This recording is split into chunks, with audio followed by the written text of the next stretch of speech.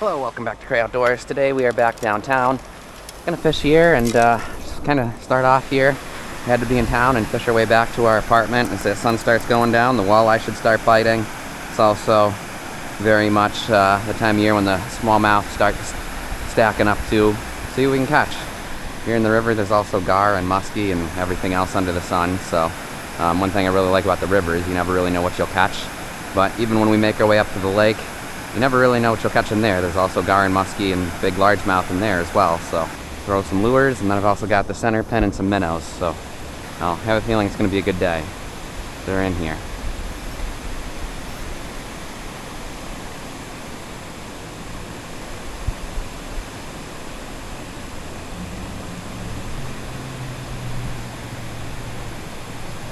Whoa, there we go. Alrighty, it's a smaller one, but hey, I'll take it. Alright, he's off. Well, folks fishing down here, excited about something. I'm guessing there's gar. Well, either must be gar or muskie down there. I have a feeling once I run the center pin, it's going to be smallies galore. But, you know, maybe where those kids are fishing down there, maybe we can get a gar. They're super hard to hook, but I should have brought my gar lures with me. I think gar might be kind of still in spawning mode. It's usually June when they start really biting.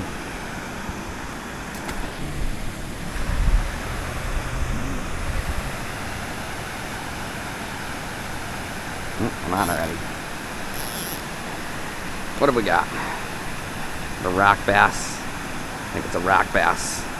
Rock bass, not what we wanted.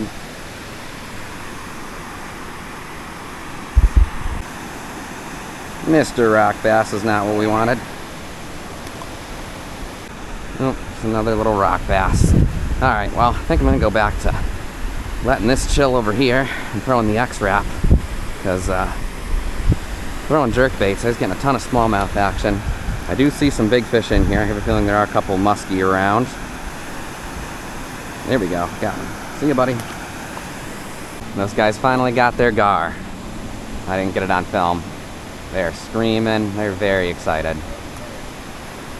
They finally got their gar. I'm sure if I went down there, we could probably lose all of our minnows on those gar, just like they just did, and maybe eventually catch one, but cool, I'm glad they got one. It's weird that, you know, gar are a nuisance down south. Here in western New York, you know, a lot of people fish for them just because they're harder to come by. People get excited about them. Oops, I got a bite on my freaking center pin. Speaking of gar, let's see if we can get one.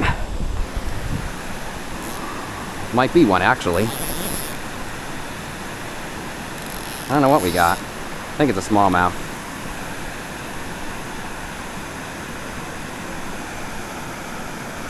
Oh, it's a bigger smallmouth. Cool.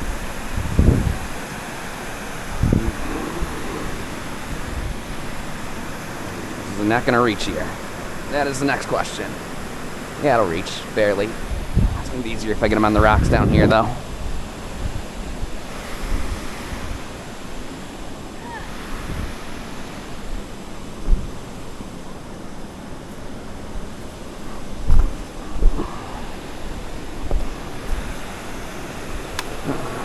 I only got an 8-pound leader, so I can't really flip this one.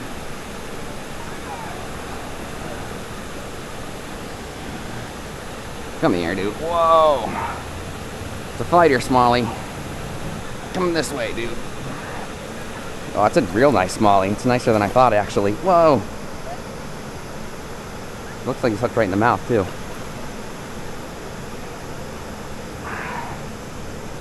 Like Smalley's on the center pin is fun, let me tell you. Alright, he's in the freaking rock right here. No!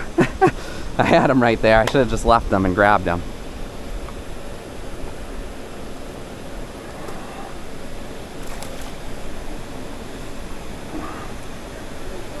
Center pin, it's a freaking pain. There we go. Finally got him.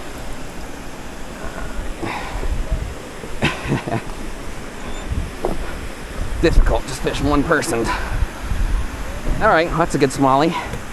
It's not huge, but you know, I'll take it. I'll take it. I don't know if you saw in the background, those kids are very excited that they got that gar.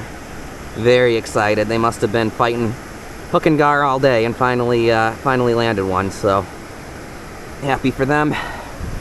Cool. About 3-ish pounds. We let them go. See ya. Just for poops and giggles, we'll give one try at the gar down here.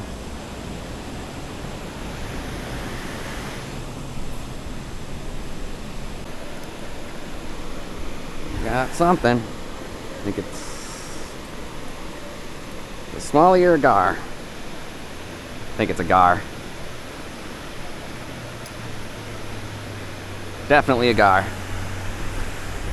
Oh boy, he's gonna bite through my line fast. Definitely a gar.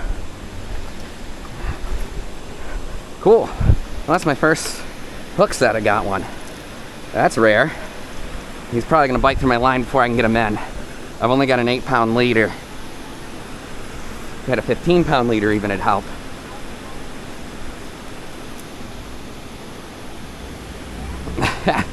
Look at him. Look at him. Oh, I hope I get him.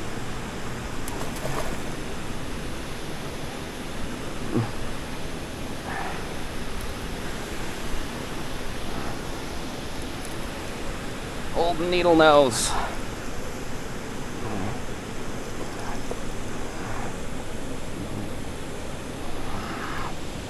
Old needle nose. I hope I get them. They're rare in western, I mean, they're not rare down here. They're not necessarily rare in certain places in the Erie Tribs either. I wasn't quite ready. Almost had him right there. If I had somebody with me, we would have had him.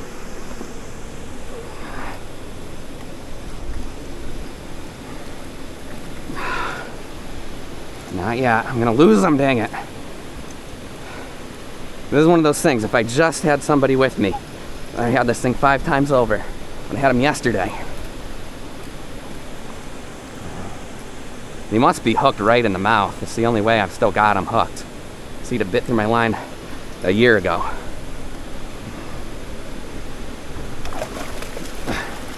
Come on, dude. He sees the net, he knows.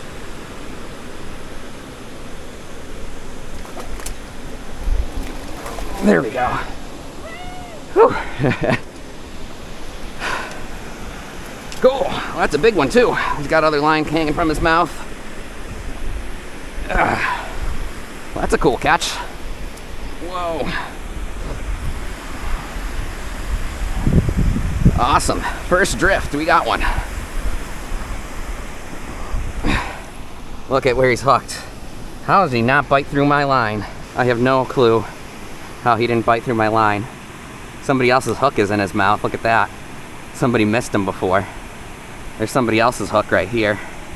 My hook. I don't know where my hook is. I just lucked out that he didn't bite through my line. I'm trying to help him out and get that other hook out of him just so he doesn't need to live with it.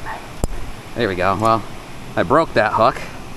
And then my hook, I have no clue where it is. So I think we're just going to cut the line on my pole. My hook must be buried inside somewhere. Look at that snout. Look at those teeth. Yikes. Look at those teeth. Oh, I see my hook. I do see my hook. As well as the other person's hook. Let me get the other person's hook. That person's hook is out of them. My hook is deep in his gut, so we're gonna cut the line. I don't know how he didn't bite through my line. Alrighty. Well, that's a cool catch. My record fish, I believe, is 39. I'll call him 39, and then we better let him go. Alrighty, let old needle nose here go. Look at the snout. The snout's all stuck in the net. Oh, don't want to bust his head on a rock. Okay. You alright, bud? I don't know, he swam underneath that rock. He's good. Whew. Little smallie.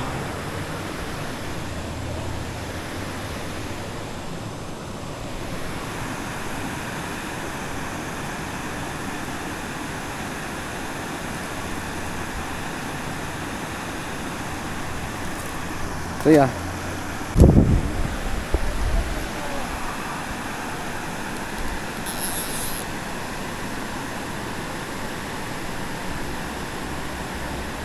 How big is it?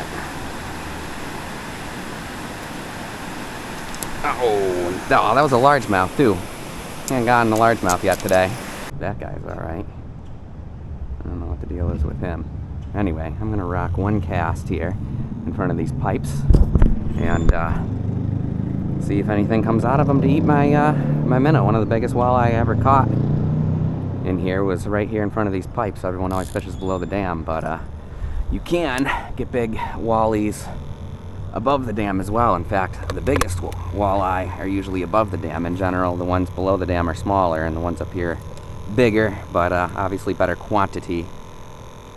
Better quantity below the dam, better quality above the dam is generally the rule here.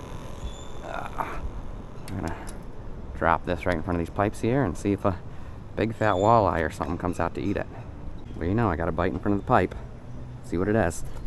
Whoa, that was a big bass. I think that was a big largemouth. Dang it. Oh, and I'm all tangled. Oh, how'd I miss him? He bit again. Got him.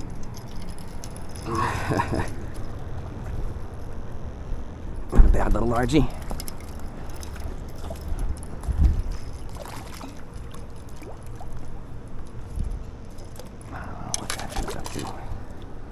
Don't know what that dude's up to, but hey. Alrighty, Mr. Largemouth, I'll let you go. See ya. I love fishing in the city, man. I don't know why. It's just runs counterculture, I guess, to so much of fishing in Western New York nowadays, at least among the greater Western New York fishing community. Everybody's like, you can't post spots on the internet, you're gonna ruin them, there's gonna be people and noise and fishing pressure. And I mean, you guys see how much fishing pressure is below the dam. We still caught fish.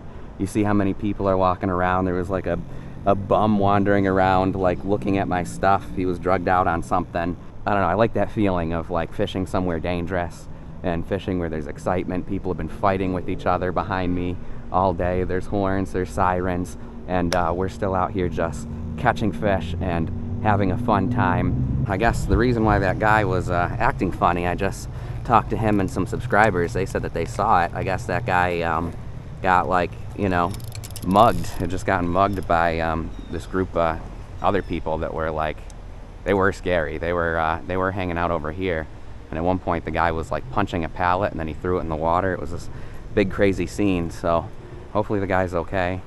Feel bad for him. Those are some of my subscribers that caught that gar, so they were all excited. I'm glad that they caught some fish. Just the joys of fishing here in the city. It's a wild world we're in down here nowadays. Here we go, we're on again. Smalley. Things cleared out on the other side here finally, so I came down over here. That one I can flip up. Whoa. Now, is that a rock bass? That's a giant rock bass, not a smallie. That's funny. A giant rock bass. Anyway, everybody's leaving here in a hurry, so you can kind of see. Leads me to believe if I know what's best for me, maybe I should get out of here too.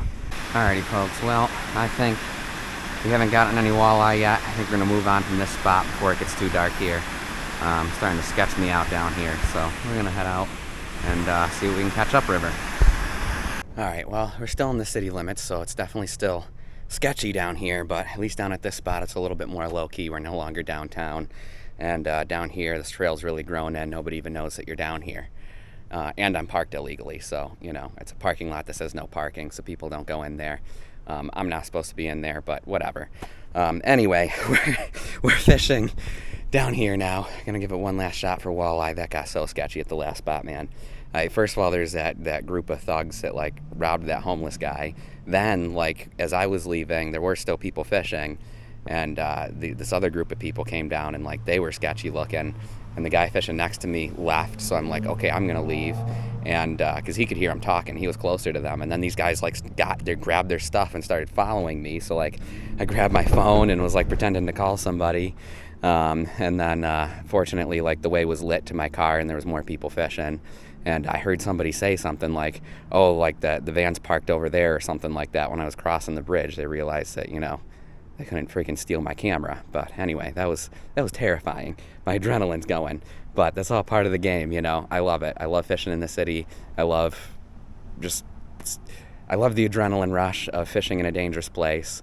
And I love the adventure of crazy stuff happening. And the fishing was actually pretty good. Met some subscribers.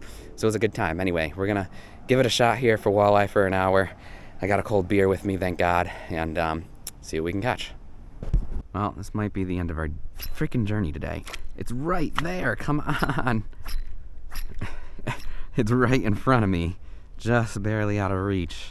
Must just be stuck in the rocks, I guess. I have no clue what I'm stuck on. It's stuck on it good, whatever I'm stuck on. Oop, did I break it? I think I broke it. Yeah, I broke it. All right, well, folks, I think we're going to call it quits here. It was a fun day. Got a big gar, my biggest gar ever, I think. 39 inches, it's my longest freshwater fish. Also got some nice smallmouth. Almost got mugged twice. So, it was a fun day, full of adventure. Always fun exploring around the city. Thanks for watching. Be sure to subscribe, and we'll catch you in the next one.